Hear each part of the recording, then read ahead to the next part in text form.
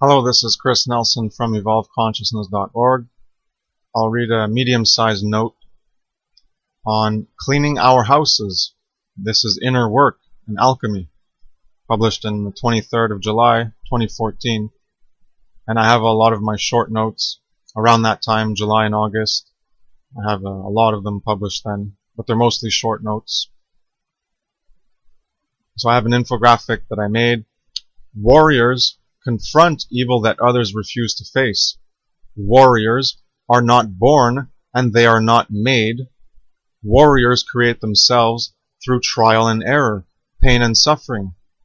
So it's true that we do make ourselves into warriors. They're not made by others, though. That's the point.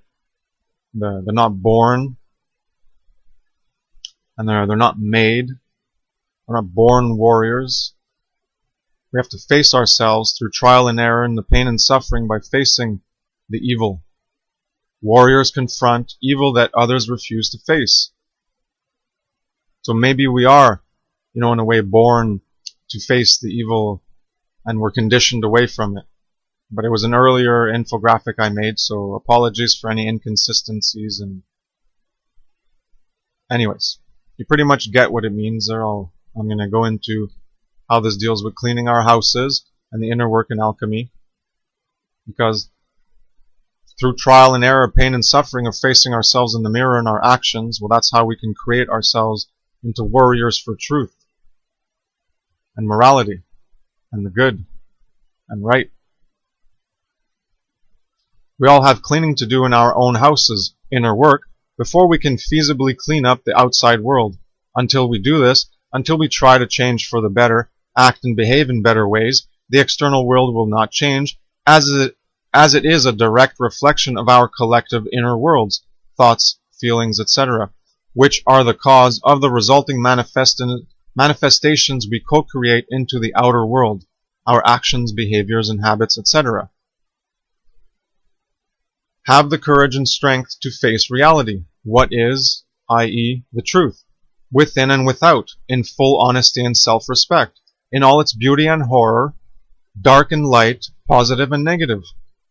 When we are fed up of insulting ourselves by allowing ourselves to identify and remain attached to illusions, when we are tired of being lied to, deceived, tricked, duped, screwed, etc., then we can gain an aspect of awakening from letting go of these lies.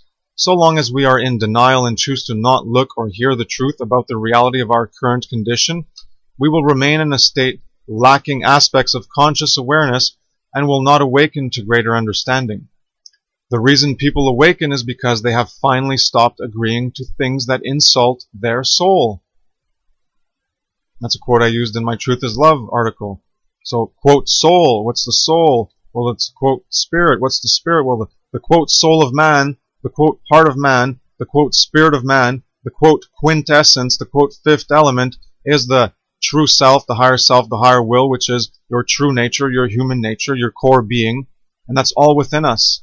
It's all the unpolluted, authentic, examined self as a reflection of truth, love, good, right, and natural moral law. So the reason people awaken is because they have finally stopped agreeing to things that insult themselves, the real self. When someone speaks truth about the world or about us and we don't like it, it's easy to be defensive and dismissive, calling it all, quote, insults, quote, judgmental, or other deflective nonsense, but the truth is we are insulting ourselves. As I have in another note, we judge, offend, and insult ourselves by our own actions. No one is doing it to us. I'm not talking about insults where I've mentioned before, stupid, superficial things like, oh, your haircut's ugly, or your hair's long and it needs to be cut, and whatever appearances, and oh, your clothes isn't nice, your car's not nice. That's stupid insults. I'm talking about real, substantive things that go against our own authentic core being. We insult ourselves by our own actions. Insult, offend, and judge ourselves. We judge ourselves. As soon as you do an action that's wrong, well, you judge yourself. And other people who can see that, and they point it out to you to try to help you because truth is love, well, you can view them as insulting you and judging you, But you've judged yourself when you chose to align with falsity and attach yourself to falsity and live in falsity. You've automatically judged yourself. You've automatically insulted yourself. The person is just bringing to light what we are in denial of and fear facing. Once we face it, we can change it. Until we face it, it won't change. Ignorance does not bring light, love, truth, peace, happiness.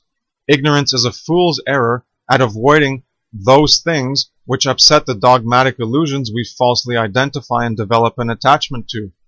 With acceptance of the true state of our current conditions, not resistance, we can face reality, truth, what is, and learn to overcome those horrors we fear, those demons, darkness, shadow, negatives that are a part of our inner lives and collective outer lives that we co-create by our actions and behavior in coexistence. People don't want to look into quote veganism and quote vegetarianism or other things they have cognitive or emotional blocks against and face the facts of slavery, harm, violence, and murder of innocent living beings. They think they are good people, and since they think they are quote good people, since they think they are a quote good person, they conclude they are not doing bad when they are eating animal flesh. This is a self-delusion. This is the fallacy of circular logic. People lie to themselves in this way because they are not honest with themselves, do not respect themselves enough to value truth, what is good and what is right. And I've made an infographic in a recent, in my Substance versus Appearances, well, a few months ago, on the circular logic, this insulation bubble of denial, where the reality comes, the truth comes, and it just goes around you because in your circular logic, your fallacy bubble of denial, you say, I'm a good person, and then I don't do immoral things because I'm a good person. I'm a good person because I don't do immoral things. And I don't do immoral things because I'm a good person. You're not looking at reality. Reality is bouncing off of you because you're not looking at it. Do you want to do what is true, good, and right? Do you want to do what is false, bad, and wrong? How can you know the actions you take are correct if you are not willing to look at yourself honestly? If you don't have self-respect and look at yourself in the mirror, you're not going to know. How can you know your actions are doing bad or good if you lack information, knowledge, and understanding and choose to remain ignorant? We have to be brutally honest with ourselves. We have to admit when we are wrong. We have to admit when we have been fooled and lied to by external conditioning or our own conditioning. We have to admit when we are lying to ourselves in fear of facing the perceptively harsh truth of reality that we consent and actively participate in those wrongs. We have to face that hard truth, or else it's never going to change.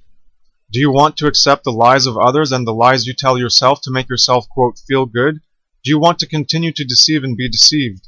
Or do you instead want to start respecting yourself, to be brutally honest, in alignment with truth, with what actually is, to expand your consciousness in understanding and care? In history, there have been people who have lacked a developed, quote, heart, who have lacked care and compassion for their fellow man. There was slavery of whites against blacks, blacks against blacks, color against color.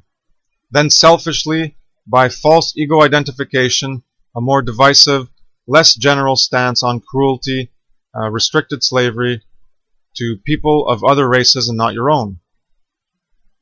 So then we identify the quote whites. Well, we don't do slavery on quote whites. Back thousands of years in Roman times, it didn't matter what color skin you were. I had the power to make you a slave, and you became a slave. And same in Africa, and the quote blacks, and same as any quote other color-derived bullshit color derivation we want to attribute to people. There's no quote white and there's no quote black. You look at the color white and you look at the color black. Well, no one on earth is that color or lack of color in the polar of black and white. There's no color. They're boring hues. They're shades. It's not white and black. It's like lighter complexion and darker complexion. These are words, symbolic words to refer to ourselves in reference to other things we understand, such as color. So it's just a convenient thing, but it's not actually reflective of black and white, because clearly, white skin is not white, and quote black skin is not black, and quote yellow or quote red skin or whatever. It's not yellow or red. It's a joke. Anyways, this is how language can deceive us and create polarization. So then, selfishly, by false ego identification, a more divisive, less general stance on cruelty restricted slavery to people of other races and not your own. So from whites to whites, then it's just whites to blacks, or whites to other races, or that's the way it is. But in all these cases, people lack the respect and care for other life. They have deluded themselves into believing illusions of property ownership extended to other living beings. So from wholesale disrespect and entitlement and ownership in any living being, changed to disrespect and ownership of other living beings that did not share the same skin color as you. There still exists slavery at this present time in both categories of same skin, quote, color, and different skin, quote, color of human beings in this world of ours. But then it degenerated even more. Well, it first started with the speciesism, and only those ones, and then it was, only those ones, and then only those ones, and then eventually it became anybody, and then now we're reversing it. And then from anyone could be enslaved. Well, there's you can't, not to quote whites, and then now it's not quote anybody, not quote any human. Now we're only at the human level. We still haven't gone back to the original foundational core root causal factor of speciesism, and no animal species are allowed to be enslaved. So the unspoken slavery that has persisted for a very long time and still exists in our time, that does not deal with human beings, but instead other living beings, other earthlings, is the disrespect and lack of care and compassion for these other living sentient animate beings called animals, non-human animals. Something that is often neglected in those of us that think they have a developed heart, love, care, and compassion, is that their capacity to feel care, compassion, and empathy is directly linked to their state of mind. If you have been conditioned to justify a wrong as a right cognitively, you thereby reduce your capacity to feel adequate care and compassion. The heart and mind are linked, and the influence goes both ways. You can recognize true feelings of care and good and change the way you think, or you can also recognize what is true and good and consciously alter the way you feel. If you cannot accurately think about right and wrong, nor feel right and wrong, then your compass in life, your conscience, the compass in life, is severely degraded and damaged. You will not be able to do good in as many aspects of your life because you lack the capacity to distinguish what is right and what is wrong, what is good and what is bad, what is true and what is a lie. We can lie to ourselves, believe in whatever we want to believe because it makes us feel good about ourselves, or we can face reality and truly become better by choosing to align our core being with what is right, good, and true. The choice is ours, ignorance or knowledge and understanding of truth.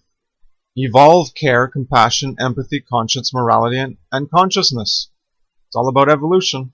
Evolution and consciousness. And that brings you towards morality. You need conscious awareness, not meditation. As I've demonstrated in audios and other places, how the detrimental effects of meditation, even though it has positive aspects, you need to use it properly. Thank you for your time and attention. Thank you for listening. Have a nice day. Take care. Peace.